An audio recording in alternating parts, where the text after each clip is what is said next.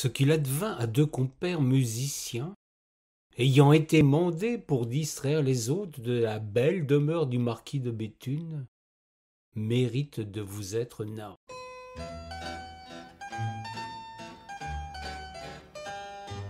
Ils avaient profité de l'invite pour se rendre dans le magnifique château de Sully, en remontant la Loire sur leur fut.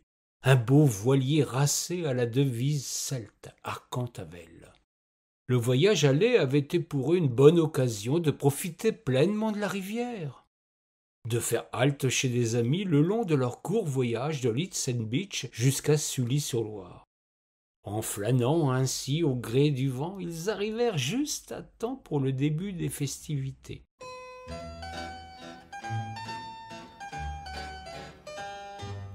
Durant 3 jours et 2 nuits, ils ne cessèrent de distraire la belle assemblée, d'enchanter les mélomanes, l'un avec sa cabrette, l'autre avec son violon.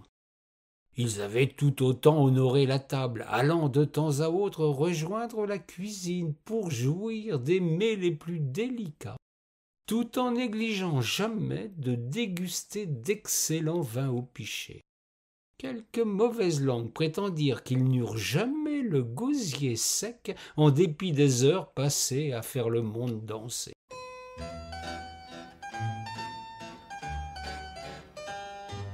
D'autres affirmèrent encore qu'ils usèrent d'une toute autre mélodie en compagnie de charmantes servantes qui réclamèrent à découvrir leur diapason.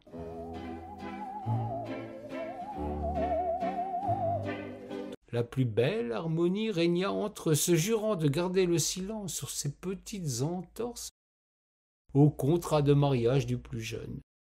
Ils n'étaient d'ailleurs pas très pressés de rentrer, et firent durer les festivités le plus tard possible le dernier jour.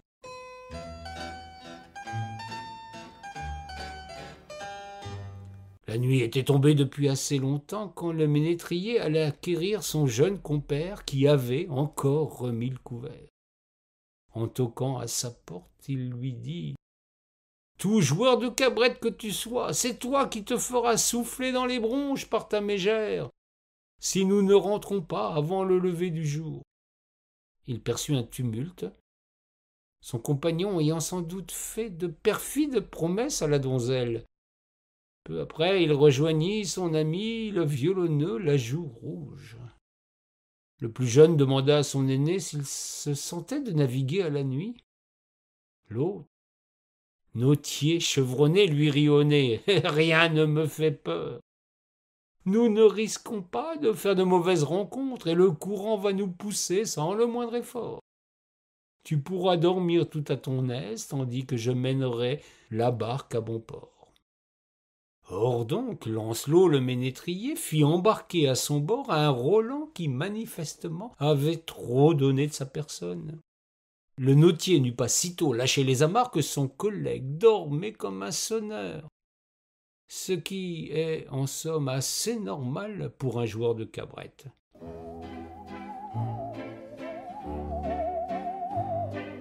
La nuit était propice à pareille aventure.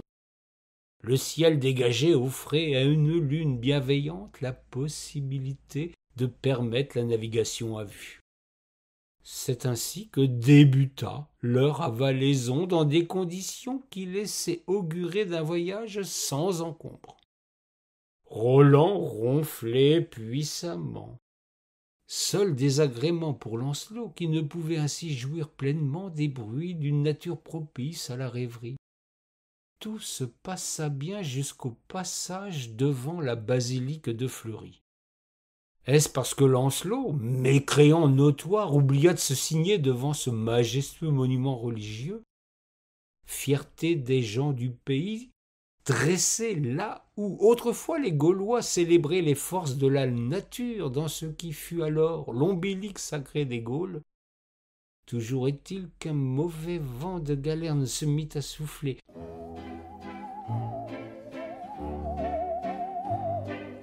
Retardant la descente, contraignant le pilote à pousser sur la bourde, sur une Loire soudain assombrie par des nuages qui cachèrent la lune.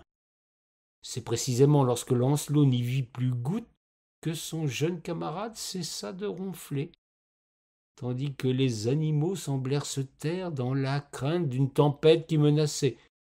Dans ce silence assourdissant, le marinier fut envahi d'une sourde angoisse qu'il chassa bien vite d'un haussement d'épaule, tout en sifflant un rondeau pour se donner du cœur au voyage.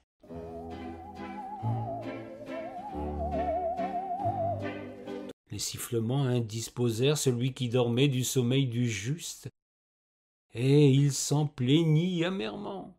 « Ne veux-tu donc pas cesser? Tu m'as réveillé. Demain j'ai une rude journée. » Lancelot apprécia modérément cette remarque de la part de celui qui les avait mis en retard pour une raison inavouable.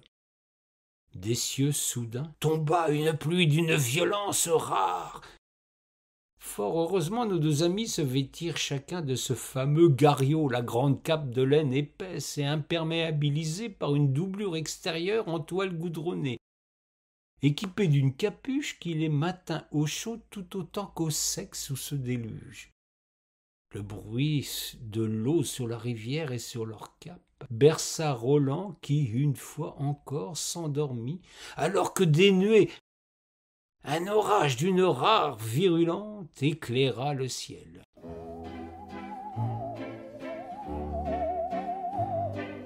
Cette fois, Lancelot n'en mêlait pas large. Il se doutait bien que rester sur l'eau dans pareilles circonstances n'était pas prudent. Mais il savait que son compère devait rentrer à temps ou bien ça allait barder pour son grade, ce qui était, après tout, son problème. Mais il y avait aussi le risque de perdre définitivement son partenaire de bal, ce qui était un peu le sien.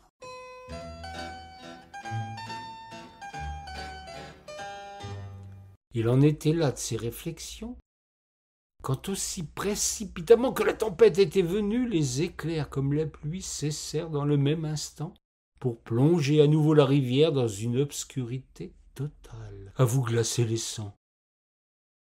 Le ménétrier, dans un extrême tourment, fut soudain frappé par une angoisse plus terrible encore que celle de la foudre. Semblant venir des profondeurs de la rivière, une plainte affreuse se fit entendre.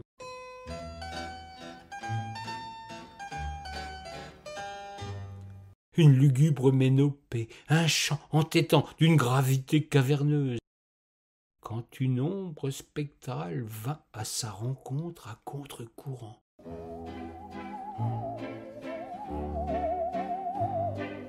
Tout mécréant qu'il était, le brave notier se signa, appelant Saint-Nicolas à la rescousse.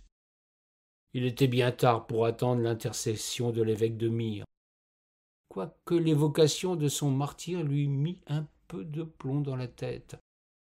Dans un mouvement de survie, le violonneux jeta l'ancre dans les flots, immobilisant bientôt le futreau dans le mi-temps de la Loire. L'apparition arriva à sa hauteur dans un rire sardonique, sans nul doute pour cacher sa déception.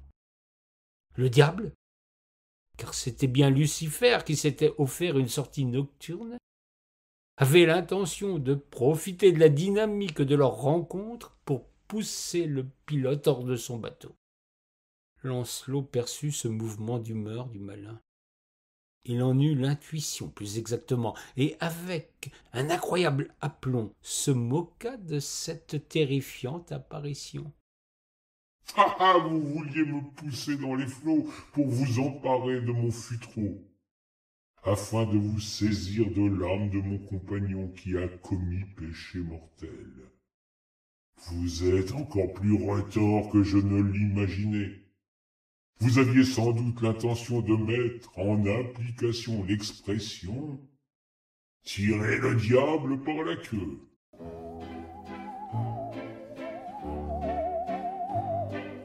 Lucifer, quoique ange déchu, n'en demeurait pas moins l'ancien bras droit du très grand créateur de toutes choses, à commencer par le Verbe.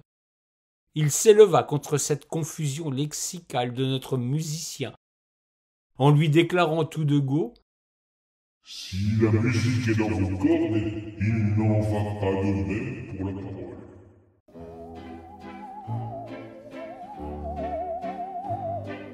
Constatant que le diable pouvait entretenir une conversation aussi aisément qu'un feu d'enfer, Lancelot lui proposa de réparer sa faute en lui jouant un air de musique.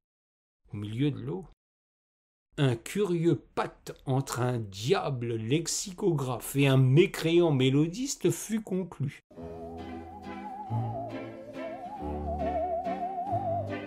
Lucifer cracha dans l'eau pour sceller l'accord majeur qu'il établissait avec ces deux-là, leur accordant la vie sauve pourvu qu'il apprécie le morceau créé spécialement pour lui. Au fond de la Loire, en ce lieu précis, une cavité profonde se forma dans l'instant, une bîme qui conduit directement dans les entrailles de la terre. Lancelot attrapa son violon, il eut une inspiration qu'on peut qualifier de divine.